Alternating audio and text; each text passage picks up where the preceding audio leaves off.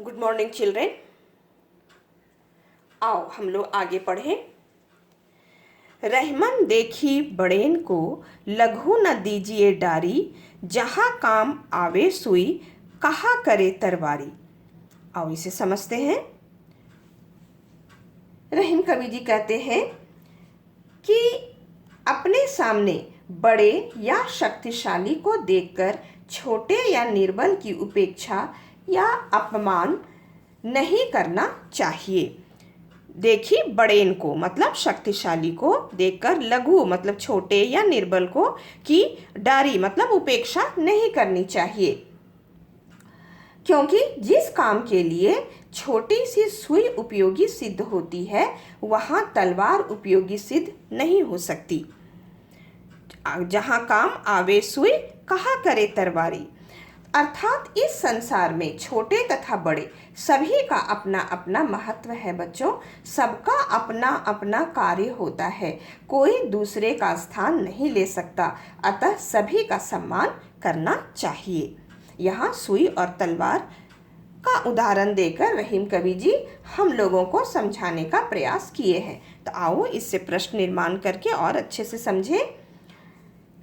रहीम कवि के अनुसार किनका अपमान नहीं करना चाहिए? तो किनका नहीं करना चाहिए? छोटे या कमज़ोर या निर्बल का। सुई एवं तलवार का उदाहरण देकर रहीम कवि जी क्या समझाना चाह रहे हैं? क्या समझाना चाह रहे हैं कि सभी का अपना अपना महत्व होता है अपने अपने स्थान पर। आओ बच्चों आगे पढ़ें। रहमन निज संपत्ति बिना कोऊ न विपत्ति सहाय, बिनु पानी ज्यों जलज को, नहीं रवि सके बचाए। इसमें कवि क्या कहना चाहते हैं हम लोग पुनः समझते हैं। इन पंक्तियों में रहीम कवि जी कहते हैं कि निजी संपत्ति वाला व्यक्ति ही कोई भी संकट सहने योग्य होता है। अर्थात कहने का क्या अर्थ है? किसी भी प्रकार की विपत्ति या संकट आने पर व्यक्ति की अपनी संपत्ति ही काम आती है, अतः इसे संभाल कर रखना चाहिए। निज संपत्ति अपनी संपत्ति के बिना कोई न विपत्ति सहाय मतलब जिसके पास अपनी संपत्ति है वो हर संकट का सामना कर सकता है, क्योंकि कोई दूसरा उसका सहायक नहीं हो सकता। बिनु पानी ज्यों जलज को, नहीं रवि सके बचाए। यहाँ फिर उदाहरण देकर कमल और जलज मतलब कमल, रवि मीन्स सूरज, तो कमल और सूर्य का उदाहरण देकर कवि और अच्छे से समझा रहे हैं कि क्या कहते हैं कि जिस प्रकार यदि कमल को उसका आधार पानी से निकाल दिया जाए तो सूरज अपना प्रकाश देकर भी कमल के जीवन की रक्षा नहीं कर पाता है। अतः कवि के अनुसार जीवन के आधार की हमेशा रक्षा करनी चाहिए। यहाँ कमल का जीवन का आधार क्या है? पानी। तो आओ इससे प्रश्न निर्माण करके समझें। निज संपत्ति का रहीम कवि जी क्या महत्व बता रहे हैं? क्या महत्व बता रहे हैं कि किसी भी संकट का सामना करने में सक्षम हम हो सकते हैं। जलज का क्या अर्थ है? क्या अर्थ है बच्चों? कमल। रवि का क्या अर्थ है? मैं प्रश्न निर्माण कर रही हूँ, तुम्हें समझना है।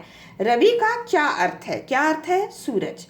कमल के जीवन का आधार क्या है? क्या है? पानी। आओ आगे पढ़ें।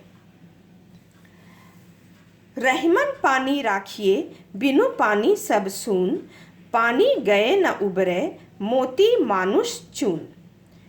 समझते हैं यहाँ कवि क्या कहना चाहते हैं। इन पंक्तियों में रहीम कवि जी बच्चों पानी के 3 संदर्भों चमक, इज्जत, जल में व्याख्या किए हैं।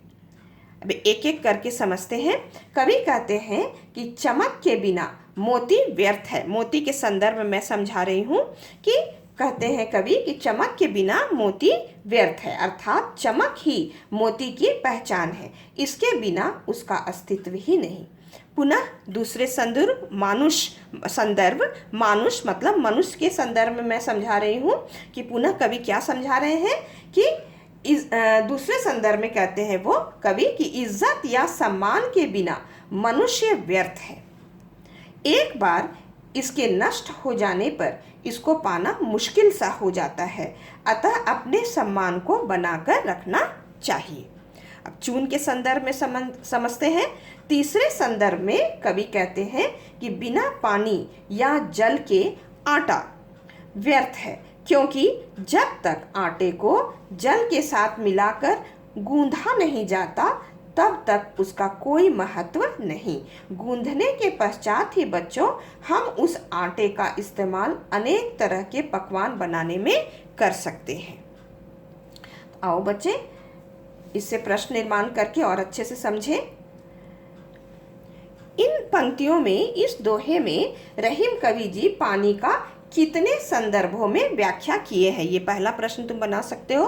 तो कितने संदर्भों में व्याख्या किए हैं? 3 संदर्भों में, मोती, मानुष और चून। मोती के संदर्भ में पानी का क्या अर्थ है? तो क्या अर्थ है? चमक। मनुष्य के संदर्भ में, मानुष के संदर्भ में पानी का यहाँ क्या अर्थ है? तो क्या लिखेंगे? इज्जत। चून के संदर्भ में पानी का क्या अर्थ है? Question mark. तो क्या लिखेंगे? जल। तो बच्चों शब्दार्थ, भावार्थ दिए गए सारे प्रश्नों के उत्तरों को एवं व्याकरण भाग सभी को अच्छी तरह तुम्हें याद करना है। तुम्हारे पाठ के अंत में कुछ शब्दों के प्रचलित रूप को लिखने के लिए कहा गया है। तो इसके लिए मैंने एक एक शब्द के शब्दार्थ, भावार्थ से पहले ही तुम लोगों को नोट्स बनाकर दिया है। उसे ही याद करके लिखना है, वही प्रचलित रूप है बच्चों। तो बच्चों तुम सभी को परीक्षा की शुभकामनाएं। Thank you.